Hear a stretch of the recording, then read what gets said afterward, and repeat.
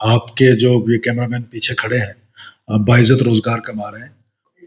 کچھ لوگ ایسے ہیں جن پر چھاپے مارے جا رہے ہیں، اور ہماری کوشش ہے کہ اگلے 1-2 دن میں، کیونکہ ابھی یہ تازہ واقعہ ہے، تو ہم انشاءاللہ تعالی ان تک پہنچ جائیں گے.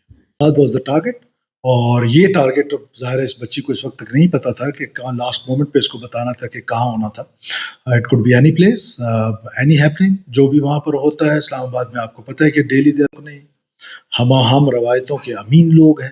ان لوگوں کا بلوچیت سے کوئی تعلق نہیں ہے، اور جس انداز میں یہ ہماری خواتین کو استعمال کر رہے ہیں، اس جنگ کا ایندھن بنا رہے ہیں، شرم کا مقام ہے. یقین کریں مجھے شرم آتی ہے کہ اگر میں وہ ڈیٹیلز میڈیا کے سامنے بتا نہیں پاتا ہوں.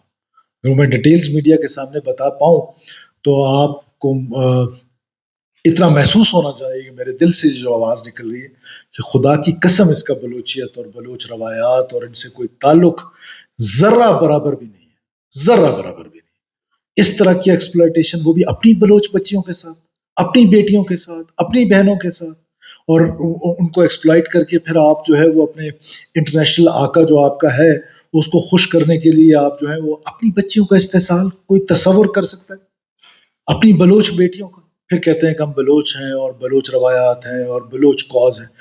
کوئی کاز نہیں ہے، کوئی بلوچیت نہیں ہے. لعنت ہے ایسی بلوچیت پہ. اور میں انتہائی افسردہ ہوں اس بچی کی کہانی سن کے کہ جس طریقے سے اس کو ایکسپلائٹ کیا گیا ہے، اور وہ شرمندگی کا باعث ہے. لیکن ہم نے فیصلہ یہ کیا ہے کہ یہی فرق ہے ریاست میں، اور یہی فرق ہے ان ٹیررسٹ میں. میں ہمیشہ کہتا ہوں کہ ہم نے اپنی بچیوں کے لیے آکسفورڈ کے لیے اور ہارورڈ کے دروازے کھولے، اور وہ ہماری بچیوں کو ایکسپلائٹ کر کے خود کو جیکٹس پہنا رہے ہیں، اور پھر بعد میں ویڈیو کلپس بنا کے میڈیا پروپیگنڈا ٹول کے طور پہ استعمال کر کے، سوشل میڈیا کو پروپیگنڈا ٹول کے طور پہ استعمال کر کے، اور ہیروئزم کے اس میں ڈال کر، اور ان بچیوں کو، اور بہت سارے ایسے شواہد آئے ہیں کہ جو پہلے خود کش حملہ آور ہوئی ہیں جو بچیاں، ان کو بھی اس طرح کی ایکسپلائٹیشن کا سامنا ہوا ہے.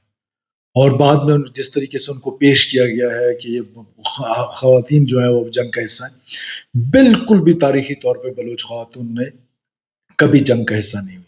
تاریخی طور پہ بلوچ خاتون امن کا حصہ ہوئی ہے کہ جب قبائل آپس میں لڑے ہیں، خاتون بیچ میں آئی ہے، وہ لڑائی ختم ہوئی ہے. خاتون اگر ساتھ ہو تو بھائی کے قاتل کو چھوڑا گیا ہے. خاتون اگر ساتھ ہو تو باپ اور بیٹے کے قاتلوں پہ حملہ آور جو ہیں وہ واپس انہوں نے اپنے بندوقوں کے رخ جو ہیں اور طرف کیے ہیں. یہ تھی ہماری روایت ہے.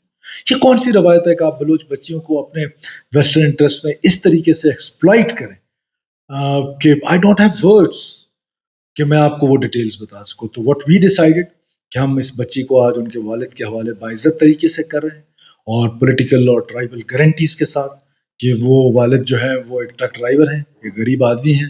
ان کو ہم نے یہ ریکویسٹ کی ہے کہ وہ اپنی بچی پہ نظر رکھیں گے، اور ظاہر ہے ہماری بھی اوور سائٹ ضرور ہوگی، کہیں نہ کہیں ہم ان کو دیکھ رہے ہوں گے. اور ہم ان کی، کیونکہ شی از انڈر ایج، اور ہم ٹرائل بھی کر سکتے تھے، لیکن کیونکہ ان کی ایکسپلائٹیشن کی جب میں نے وہ چیزیں ایویڈنسز دیکھی ہیں تو میرا دل آج کم سے کم، I cannot sleep tonight, کہ this is what they are doing to our Baloch daughters, to our Baloch sisters.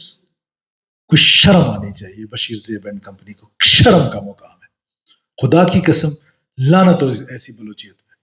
تو میں بڑے دکھی دل کے ساتھ آج یہ پریس کانفرنس کر رہا ہوں کہ اس بچی کو میں لے کر آیا ہوں.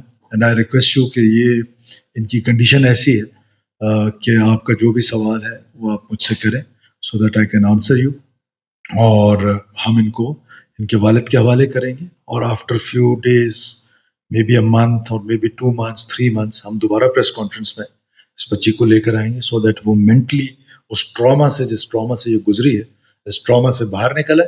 اور میں اینڈ میں ایک بار پھر یہ جو میں اکثر کہتا ہوں نا کہ ہماری کیپیسٹی اور کیپیبلٹی ہے اس لڑائی کو لڑنے کی، یہ ہے وہ کیپیسٹی اور کیپیبلٹی کہ ہماری انٹیلیجنس ایجنسی نے جس شاندار انداز سے اس بہت بڑی تباہی سے پاکستان کو بچائے، بدنامی سے بچائے. تباہی تو کتنی ہونی تھی، وہ تو غلط بات ہے، لیکن پاکستان میں کے کیپٹل میں اگر ایک خاتون خود کو حملہ آور ہوتی ہے تو ظاہر ہے اس کا افیکٹ اس ٹائم پہ یو کین امیجن کہ پاکستان جو ہے وہ کہاں پر انٹرنیشنل لیول پہ پلے کر رہا ہے، اور کس طریقے سے.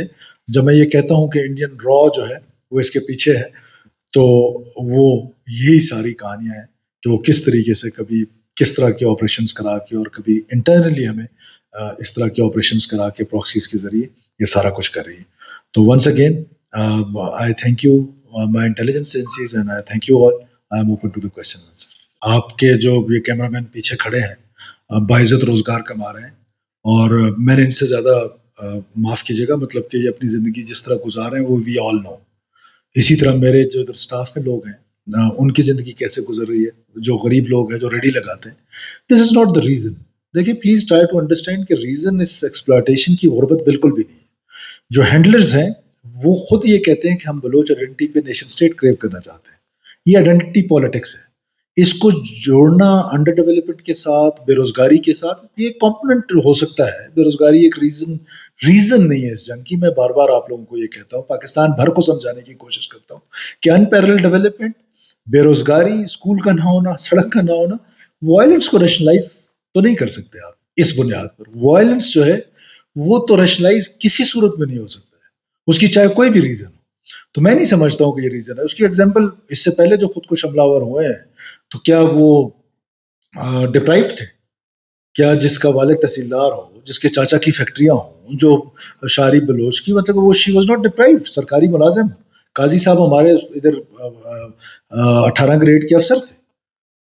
اسی طرح اگر آپ دیکھ لیں تو جو سردار اور نواب صاحبان نے یہ لڑائی شروع کی وہ ڈپرائیوڈ تھے.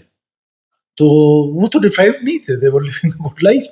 تو یہ بلوچ آئیڈینٹی پہ یہ لڑائی ہو رہی ہے اور اسی کو اس کو اسی طرح ٹریٹ کیا جائے. آپریشنل سیکرٹس ہوتے ہیں ترین صاحب، ان کو پریس کانفرنسز میں ڈسکس نہیں کیا جاتا، اور ہمارے پاس ایویڈنسز کلیکٹ ہوتے ہیں، پھر ہم اس پہ اور لیڈز آگے لے کے ایجنسیز جاتی ہیں. تو آئی ایم ریئلی سوری کہ وی کوڈنٹ شیئر کہ کیمپس کہاں پر تھے، کیسے تھے. تو وہ ڈیٹیلز جو ہیں وہ پرائیویٹلی تو میں آپ کو کسی دن بتا دوں گا، لیکن ظاہر ہے یہ فورم نہیں. لیکن صرف جو مین اس پہ ایکسپلائٹیشن تھی وہ بھی انفارچونیٹلی کزن کی طرف سے تھی اس کیس میں بھی. اینڈ دس از انفارچونیٹ کہ جو ریلیٹیو ہیں، جو ظاہر ہے بلوچ معاشرے میں جب آپ کے کزنز ریلیٹیوز ان کا گھر آنا جانا ہوتا ہے تو زیادہ تر یہ جو پراکسیز ہیں وہ یوز ہی کزنس کو کرتے ہیں فار دا فیمیلس، کہ ان کا کیونکہ گھر آنا جانا ہوتا ہے تو ایک ٹرسٹ ڈیولپ ہوتا ہے پیرنٹس کی طرف سے کہ جی یہ تو اپنا بچہ ہے، گھر آ رہا ہے، کیونکہ باہر کا بچہ اس طرح ایکسپلائٹ شاید نہ کر سکے جو گھر کا بچہ کرتا ہے. اس کیس میں بھی ان کا کزن جو تھا وہ انوالو تھا. اس میں دو جو ہے وہ مراکز بننے تھے. کوئٹہ کا ہمارا آپریشنل ہے جس میں 40+ لوگ ہیں جن کی فیملی سے ان کو ملوایا بھی جا رہا ہے، اور جو ہمارا قانون جس طریقے سے کہہ رہا ہے اس طریقے سے ان کو چل رہا ہے. دوسرے میں تربت پہ آپریشنل ہونا ہے، وہ میرا خیال ہے کہ ACS home with in month اور سو 45 ڈیز تک وہ بھی آپریشنل ہو جائے گا. اس میں کیونکہ وہ کیپیسٹی بلڈنگ ہو رہی ہے وہاں پر، تو فی الحال ہم اس کوئٹہ والے کو یوز کریں. لیکن ہمارا جو پلان ہے وہ یہ ہے کہ ایک ساؤتھ کے ریجن میں ہو اور ایک سینٹرل ریجن میں کوئٹہ میں ہو. تو یہ 2 سینٹرز ہیں، اس میں 40+ کے قریب لوگ ہیں.